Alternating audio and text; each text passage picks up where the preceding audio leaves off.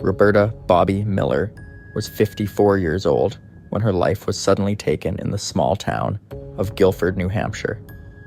Just 2 months before her murder, she had finalized a long and difficult divorce that lasted over 3 years. After more than 2 decades of marriage, Bobbie was eager to move forward. She purchased a cozy home on Country Club Road, surrounded by pine trees and quiet neighbors, not far from Lake Winnipesaukee. Friends and family said she was excited for a fresh start.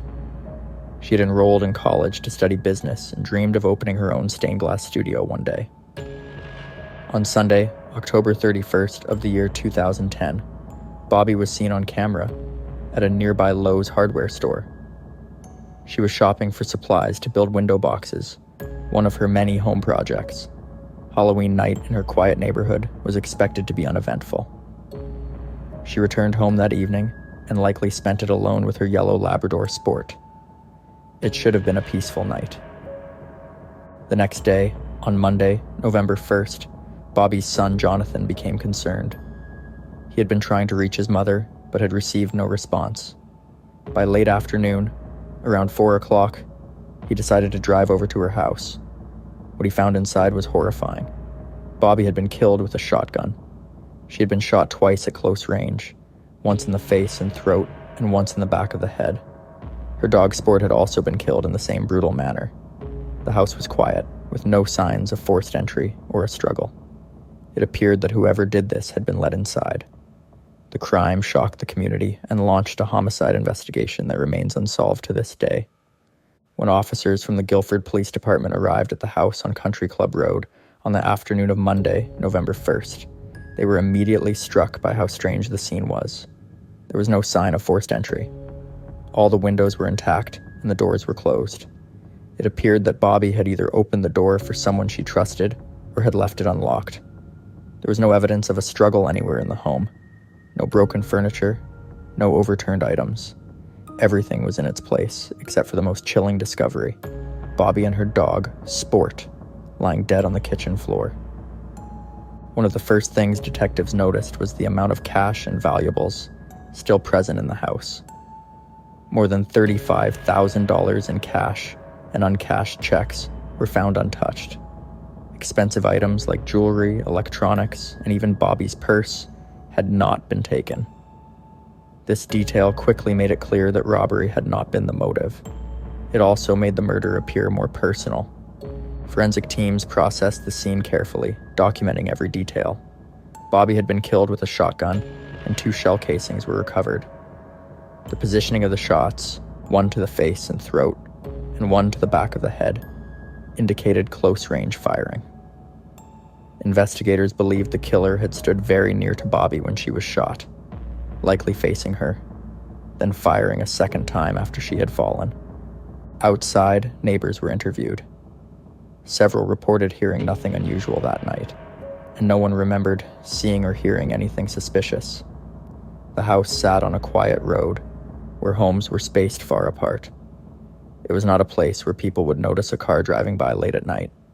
Police canvassed the area, but there were no cameras nearby that could provide video evidence. With no eyewitnesses, no stolen items, and no signs of forced entry, detectives were left with a crime that seemed both deliberate and deeply personal. It was clear they were not dealing with a stranger randomly breaking into a home. Whoever killed Bobbie Miller had likely known her, and had come there with one purpose in mind. As investigators searched for possible motives, they began to examine Roberta Miller's personal life more closely, especially her recent divorce. Bobbie and her ex-husband, Gary Miller, had finalized their divorce in August of the year 2010, only 3 months before her murder. The process had been long and tense, stretching over 3 years and involving significant financial disagreements. Gary was a well-known businessman who operated a network of car dealerships throughout New Hampshire. Their split included disputes over property, including a lakeside cottage in Acton, Maine, which had been awarded to Gary during the proceedings. Just 2 days before Bobbie was killed, that very cottage burned to the ground. The fire occurred on Friday, October 29th, and authorities in Maine later ruled it suspicious. However, they never released a definitive cause to the public. The timing of the fire raised alarm bells for investigators. A contested property destroyed under suspicious circumstances, only 48 hours before a violent homicide seemed too close to ignore. Detectives began to question whether the two events were connected.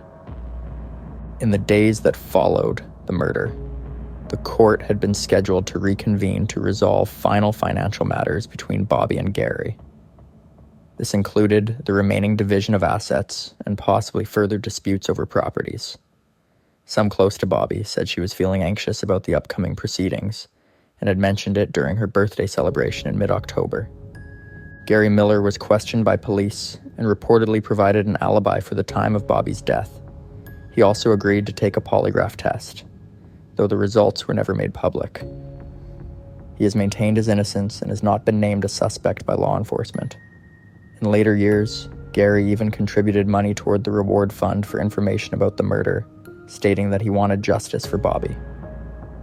Still, for many in the Guilford community, and for members of Bobbie's own family, the suspicious fire and the timing of the court date kept Gary under informal suspicion.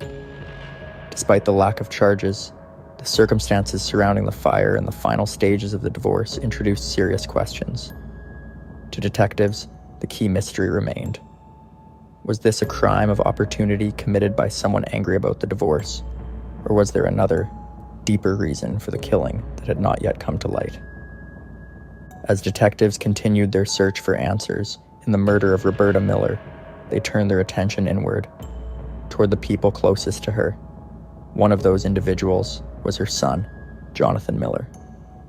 On the afternoon of Monday, November 1st, Jonathan was the one who entered her home and discovered the horrific scene. He made the call to 911 and was visibly shaken when officers arrived. His account was clear. He had tried to call his mother earlier that day, couldn't reach her, and decided to check in personally. While there was no immediate evidence tying Jonathan to the murder, police were obligated to examine every possibility. He had a minor criminal record and was known to have had some personal struggles in the past. Investigators explored whether any financial motive could have been involved, as Roberta's estate was now left to her children. But no charges were filed, and no physical evidence ever linked him to the crime. Over the years, however, tension within the Miller family began to grow. In media reports and court records, it became clear that Jonathan and his father, Gary Miller, had developed a strained and bitter relationship following Bobbie's death. According to public statements, both father and son harbored suspicions of one another. In 2024, the tension came to a head in a courtroom altercation that resulted in Jonathan filing for a restraining order against his father. He alleged harassment and emotional stress that stemmed from long-standing accusations. This deep divide only worsened the pain already caused by the murder. It split the family at its core and introduced years of public speculation. Interviews with Jonathan show a man still grieving and frustrated. He has denied any involvement and has expressed anger over being treated with suspicion rather than sympathy. Gary Miller, for his part, has also denied ever accusing his son directly and maintains that the focus should remain on finding the real killer. Despite being a key witness, the one who found his mother's body, Jonathan Miller was never charged and was never officially named as a suspect. Still, in a case without resolution, the vacuum of answers allowed whispers and theories to fill the space. For a family already grieving an unspeakable loss, the suspicion that hung in the air only deepened the emotional wounds and made healing nearly impossible. As the months passed without an arrest in the murder of Roberta Miller, the investigation slowly began to shift from active pursuit to long-term inquiry. Eventually, the case was transferred to the New Hampshire Department of Justice's Cold Case Unit, where it joined more than 100 other unresolved homicides in the state. Despite this transition, Bobbie's family refused to let her story fade from public attention. Leading that charge was her brother, Ken Dion. Ken became a determined advocate, making it his mission to keep Bobbie's case in the public eye. He spoke with local media, raised funds for a reward, and lobbied for more transparency from law enforcement.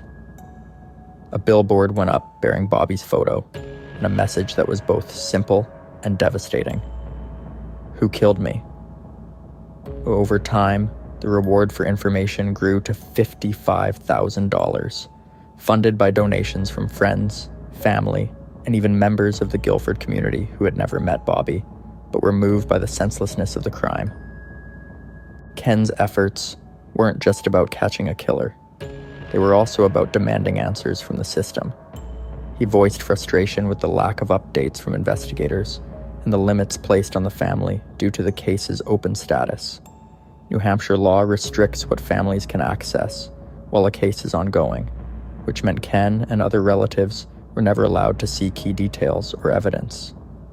To them, this legal boundary felt like a wall, one that blocked both understanding and healing. In several interviews, Ken described feeling as though the investigation had stalled. He pushed for progress, asking officials to revisit leads, reprocess evidence, and consider forensic advancements made since 2010.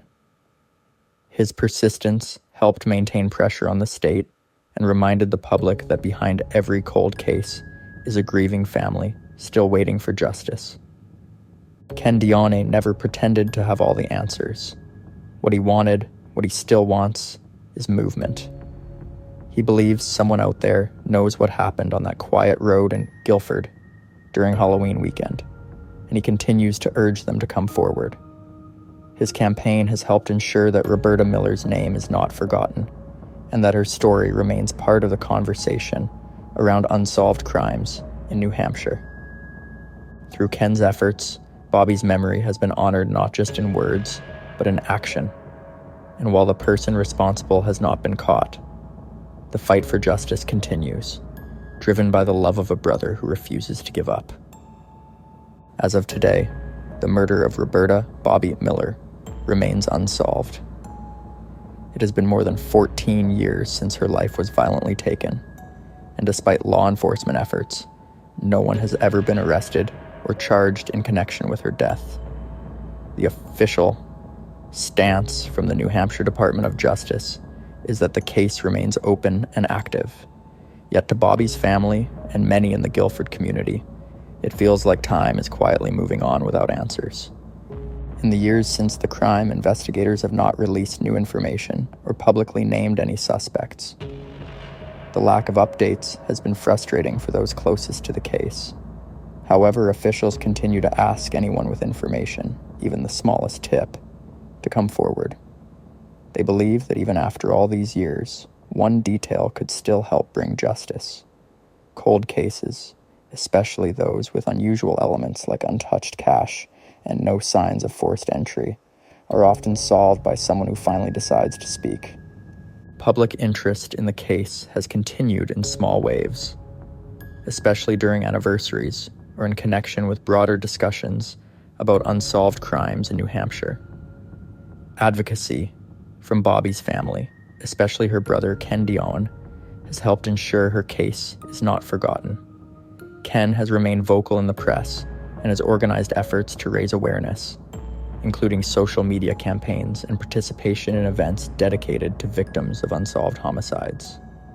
The reward for information remains at $55,000.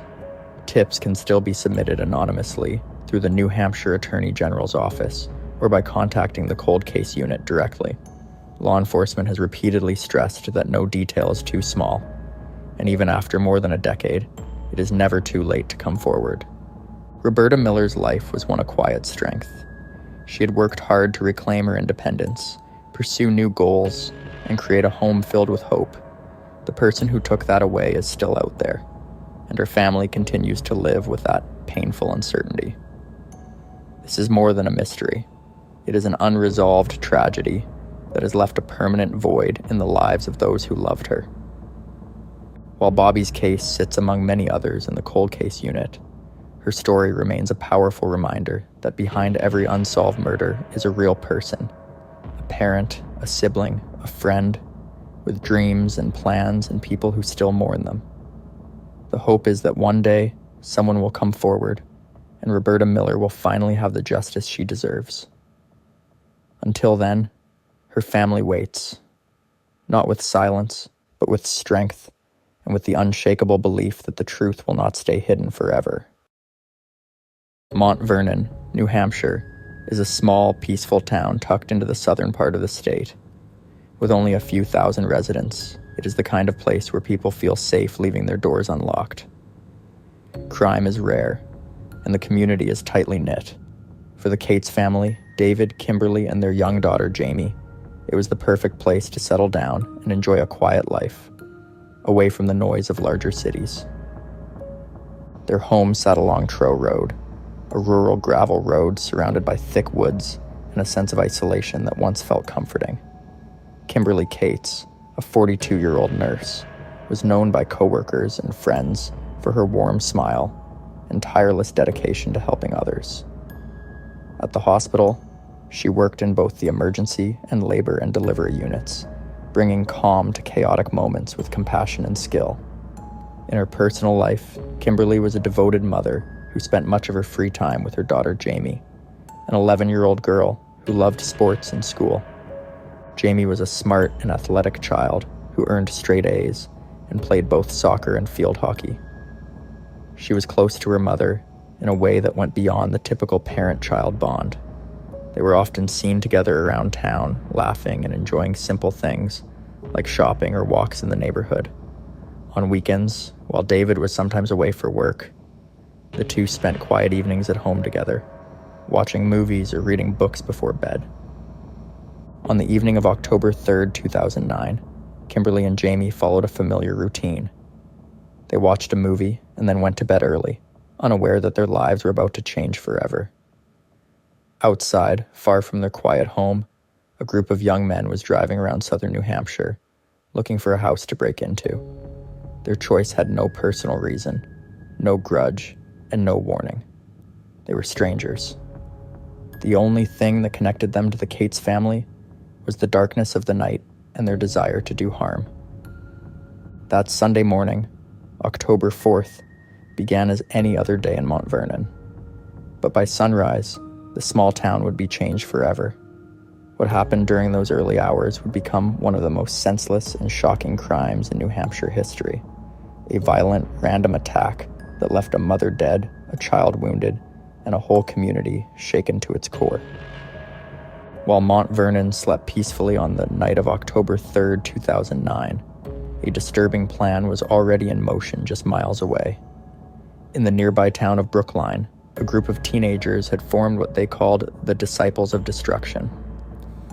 It was not a harmless name or a joke among friends. It was a serious and dangerous mindset led by 17-year-old Steven Spader. He was a high school dropout who had become obsessed with violence, control, and infamy. Spader recruited several others into his group, including 19-year-old Christopher Gribble, 18-year-old William Marks, and 18-year-old Quinn Glover. Each of them came from different backgrounds, but they shared a fascination with murder and a desire to carry out a crime that would set them apart. The group fantasized about killing and began to talk openly about their desire to break into a home and murder whoever was inside, just to see what it felt like. The plan was created during several conversations between the boys. They talked about how the act would be an initiation into their so-called group. They even gave each other roles, with Spader and Gribble planning to carry out the violence, while Marks and Glover would assist and serve as lookouts. They did not pick the Cates family for any personal reason. They drove around rural areas, looking for a house that was quiet, isolated, and appeared easy to break into. The home on Trow Road seemed perfect. In the days leading up to the crime, Spader stole a machete from a friend's house. The group also gathered gloves, masks, and dark clothing. Gribble brought a knife, and they all discussed how they would silence anyone inside the house. They wanted the act to be fast, brutal, and unforgettable. The idea was to take something valuable as well, to make it look like a robbery, but that was never the true goal. Their motive was to kill. On the night of the planned attack, the group met in Brookline and drove toward Mont Vernon. They arrived near the Cates home around 2 in the morning on October 4th. They parked the car a short distance away and walked through the woods to avoid being seen. The power to the house was cut from the outside to keep the victims in the dark. Spader then found a way inside the home and quietly unlocked the door to let the others in. They moved through the house slowly, whispering to each other and navigating by the glow of a small screen. Every step they took brought them closer to the bedroom where Kimberly and Jamie were asleep. Marks and Glover stayed near the hallway, while Spader and Gribble moved ahead. What they were about to do was something they had discussed many times, but no amount of planning could make it less horrifying. This moment marked the point where fantasy became reality, and their twisted plan crossed into the real world with devastating consequences.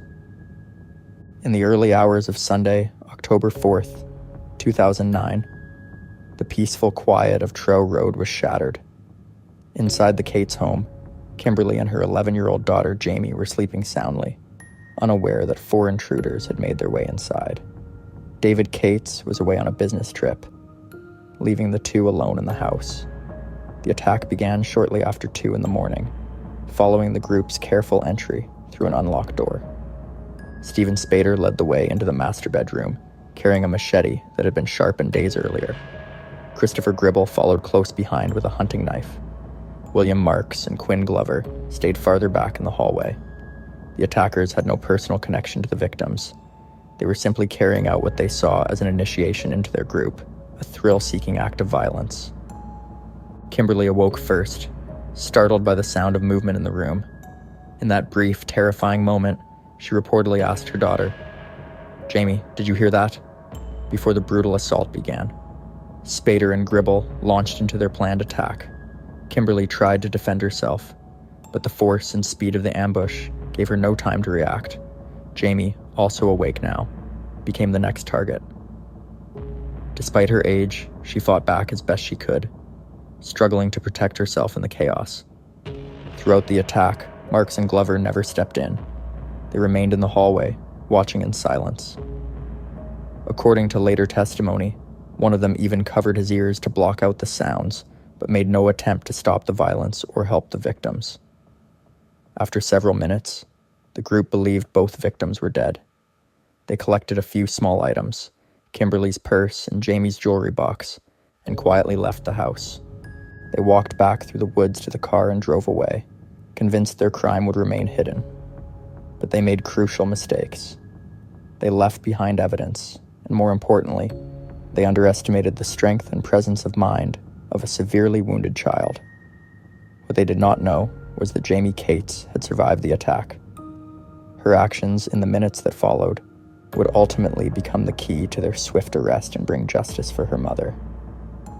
After the attackers fled, 11-year-old Jamie Cates was left alone in the dark house. Despite suffering from life-threatening injuries, including a fractured skull and a severely wounded leg, she remained conscious. She had the extraordinary presence of mind to stay still and silent, pretending to be dead until she was sure the intruders were gone. When she was confident the house was empty, she managed to drag herself to the kitchen, leaving a trail of blood behind her. With immense effort, she reached the phone and dialed 911. The dispatcher who answered was met with the weak but determined voice of a child. Jamie told them that intruders had attacked her and her mother, and that her mother was not responding. Emergency responders arrived quickly, and what they found shocked even the most seasoned officers. Jamie, though severely wounded, was coherent and able to describe the attackers. She was rushed to a nearby hospital and then transferred to Boston Children's Hospital for emergency surgery. Doctors later said it was a miracle she survived. While Jamie was being treated, detectives from the New Hampshire State Police began piecing together what had happened. The scene at the Cates home provided clear evidence of forced entry and violent assault. Blood patterns and disturbed furniture helped outline the path of the attack. But the real breakthrough came from the victim herself. Jamie's vivid memory of the night gave law enforcement critical information about the weapons used and how many attackers were involved. Not long after, one of the suspects, Quyen Glover, began to talk. Facing pressure and knowing the situation was spiraling, Glover confessed to being present at the scene. His testimony led investigators directly to Stephen Spader and Christopher Gribble. At the same time, the police received a tip from a friend of one of the suspects.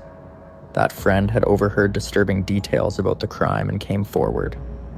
With multiple confessions and eyewitness descriptions from Jamie, the evidence quickly mounted. Less than 24 hours after the attack, law enforcement had 4 people in custody. Their arrests brought some small comfort to the shaken community of Mont Vernon. The town, still in shock, rallied around the Cates family. Jamie's survival was seen as nothing short of heroic, and her ability to help identify the attackers gave strength to those reeling from the horror. What came next would test the legal system and the families involved, as the young suspects faced trial for a crime that had shocked the nation. The legal proceedings following the murder of Kimberly Cates and the attempted murder of her daughter Jamie began quickly. Stephen Spader and Christopher Gribble were both charged with first-degree murder, attempted murder, and conspiracy. In October of the year 2010, Stephen Spader stood trial first. During court, he showed no signs of remorse.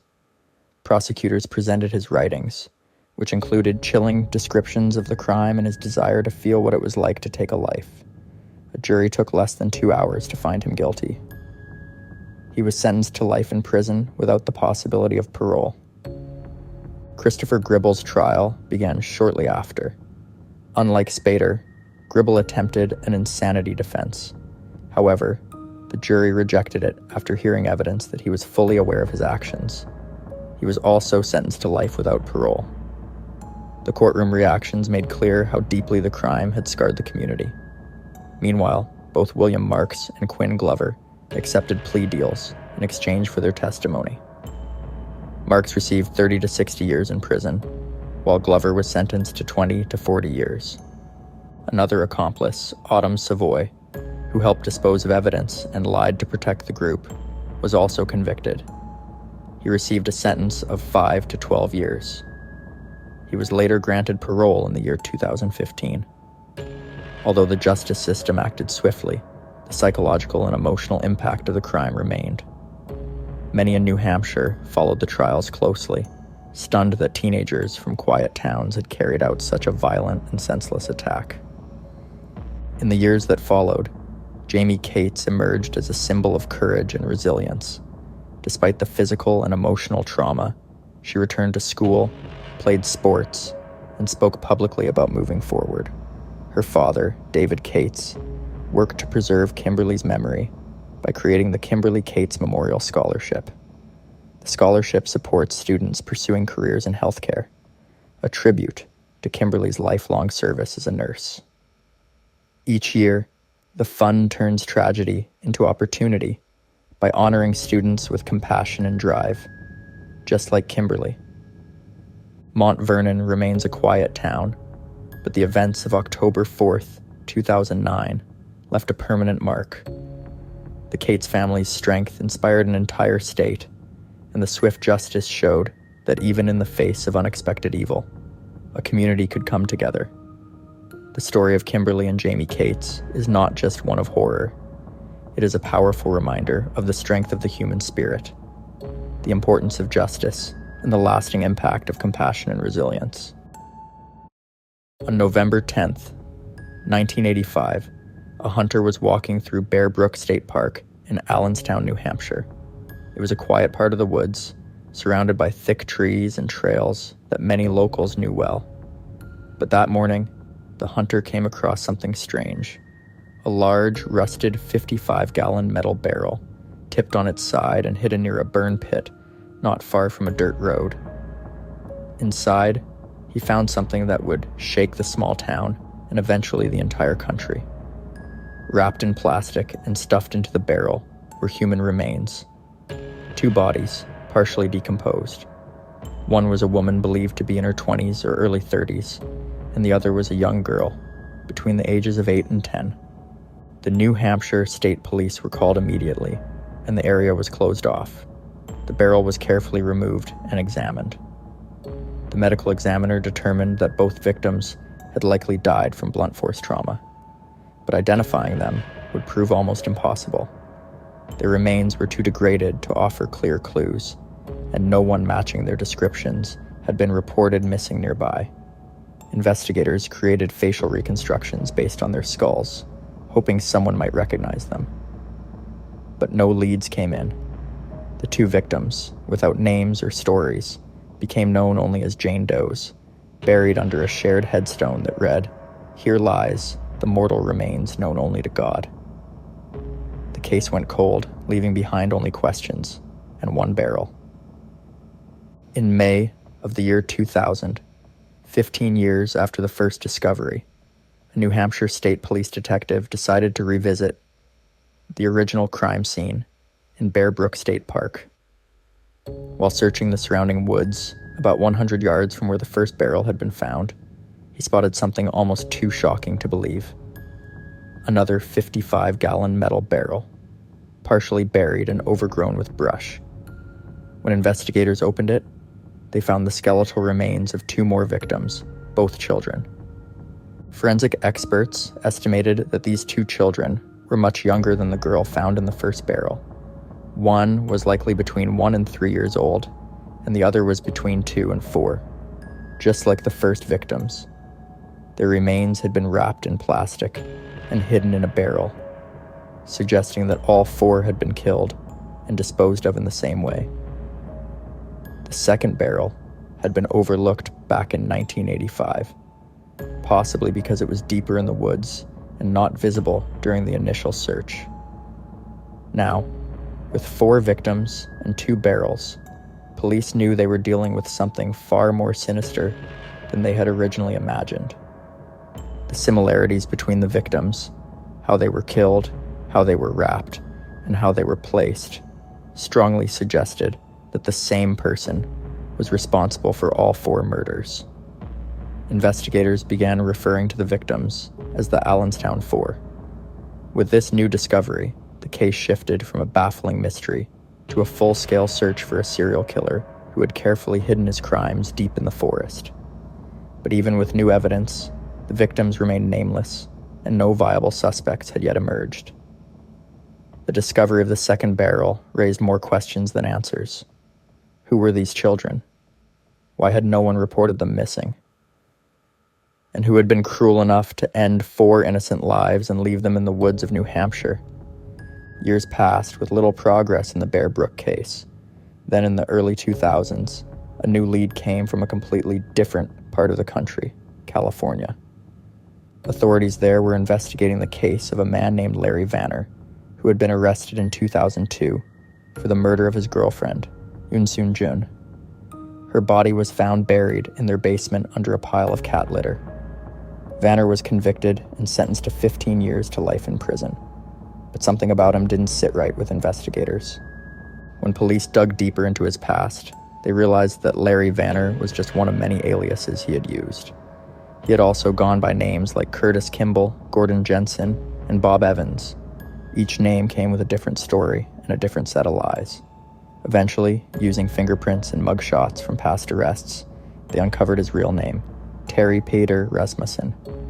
He was born in Colorado in 1943 and had lived in multiple states over the decades, often vanishing just before a crime was discovered. He was a man who changed identities like clothes, and behind each new name, there seemed to be another trail of missing people. One of the biggest breakthroughs came when police connected Rasmussen to the disappearance of Denise Bowden, a young woman from Manchester, New Hampshire. She vanished in 1981, along with her infant daughter and her boyfriend, known then as Bob Evans. Denise was never seen again. Her daughter was later found, abandoned, at a California RV park, and she was raised by a foster family. Years later, as an adult, she began searching for her biological parents, and her DNA led police straight back to Terry Rasmussen. This discovery was crucial. It tied Rasmussen to New Hampshire during the same period when the Bear Brook victims were likely killed. The timeline matched, and his connection to a missing woman from the same state raised serious suspicions. While investigators still didn't have the identities of the Bear Brook victims, they now had a possible suspect, a man who had lived a life full of deception, violence, and mystery. Terry Rasmussen, the chameleon-like drifter with many names, had finally come into focus. By the mid-2010s, investigators had hit a wall. They had a suspected killer, Terry Rasmussen, but no names for the 4 victims found in Bear Brook State Park. Traditional forensic methods had done all they could. That changed in the year 2017, when investigators decided to try something new, a cutting-edge process called genetic genealogy. This technique had just started gaining attention for solving cold cases that had stumped detectives for decades. Investigators extracted DNA from the remains of all 4 victims and began searching public genealogy databases. These are the same databases used by people trying to build their family trees or learn more about their ancestry. One of the key scientists involved in this work was Dr. Barbara Rae-Venter, a genetic genealogist known for helping solve the Golden State Killer case. She began building out family trees by identifying distant cousins and then working backward through generations to find a possible common ancestor. The results were nothing short of groundbreaking. The DNA analysis revealed that one of the girls from the second barrel was the biological daughter of Terry Rasmussen. This was the first direct connection between Rasmussen and any of the victims. However, her identity remained unknown. She did not match any missing persons reports, and her mother was still unidentified. This meant that not only was Rasmussen likely responsible for the murders, he had killed his own child. At the same time, the DNA helped investigators begin narrowing down possible relatives of the other victims. Names were starting to appear. Families were contacted.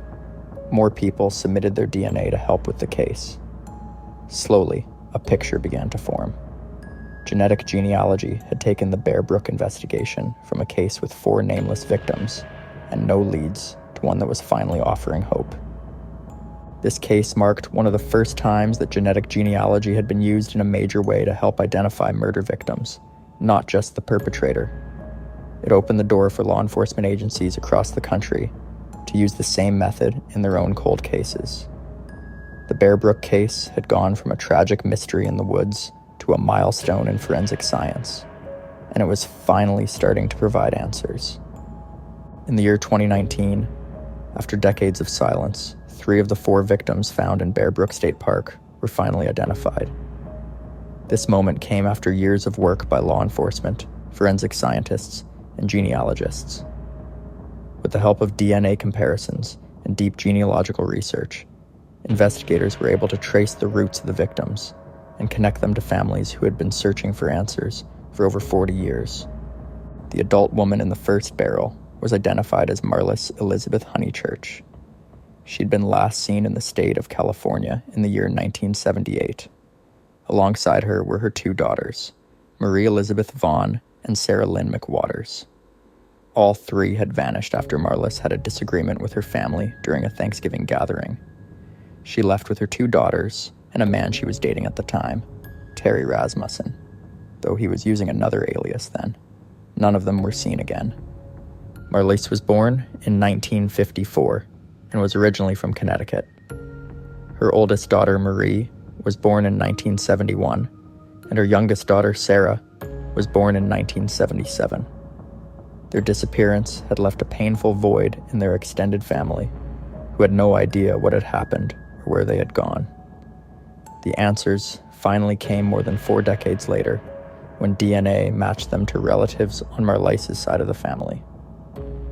The moment of identification brought a wave of emotions, relief, sorrow, and anger all mixed together. The victims were no longer unidentified remains in a cold case file. They were daughters, a sister, a mother. Gravestones could now bear their real names. Families who had wondered for years if they would ever know the truth were finally given something solid, confirmation and closure, even if it came painfully late. But even with this breakthrough, one major question remained. The 4th victim, the middle child found in the second barrel, was still unidentified. All investigators could say with certainty was that she was the biological daughter of Terry Rasmussen, and that she had likely been born sometime between the years 1975 and 1976. She was not connected to the Honeychurch family, and her mother had never been identified. The discovery left behind a haunting silence, another life without a name, another family left with questions they may not even know to ask. Even so, the identification of Marlis, Marie, and Sarah marked a turning point in the Bear Brook case. It was a powerful reminder that persistence, science, and community effort could give voices back to the voiceless. And for the first time, the story of the barrels in the woods was starting to feel like it might one day reach an ending. The Bear Brook case became far more than a murder mystery. It changed the way cold cases are investigated across the country. The identification of the victims and their killer was not only a victory for one investigation, but a turning point in forensic science.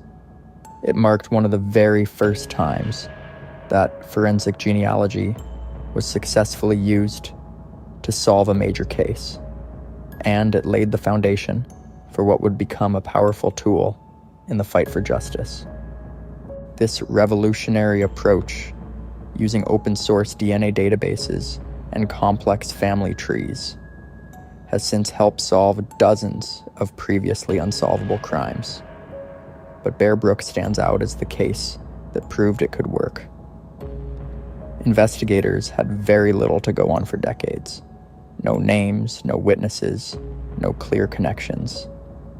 But through this modern technology, they managed to trace victims back to families and a killer back to his true identity.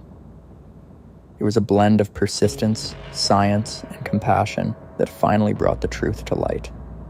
Even after the killer, Terry Peter Rasmussen, died in prison in the year 2010, the investigation did not stop.